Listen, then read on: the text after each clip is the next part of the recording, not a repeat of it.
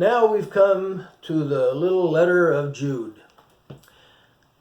I like to visit a certain used bookstore in town, look for treasures, especially in their free bin, because I'm too cheap to spend money on real books.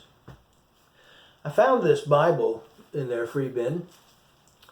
In the flyleaf, the previous owner has written his name, Timothy, and I won't tell you his last name.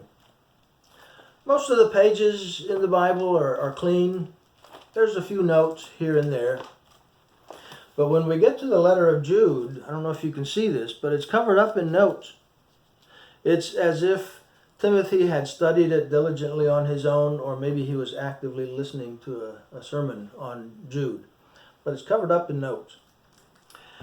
And so I think I will sit back and we'll let Timothy teach us from his notes on Jude.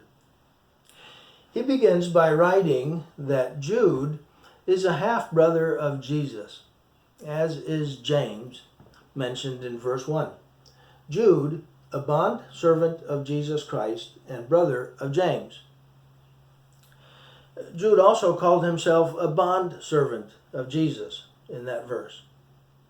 And Timothy has written in that a bond servant is a slave, one who was bought with a price.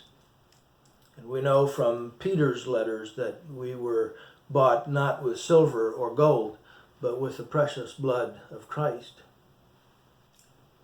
In verse 1, Timothy has underlined the word called. To those who are the called, beloved in God the Father, and kept for Jesus Christ. Called. And he's also written in a reference to 2 Thessalonians 2, verse 13 and 14. And here he's underlined that. And that reads, "We should always give thanks to God for you, beloved brethren, by the Lord, because God has chosen you from the beginning for salvation, through sanctification by the Spirit and faith in the truth. It was for this that he called you through our gospel, that you may gain the glory of our Lord Jesus Christ."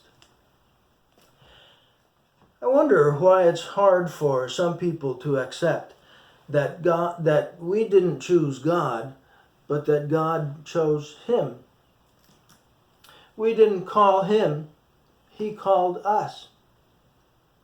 In fact, we couldn't have called him, because outside of Christ, we are dead in our trespasses and sins.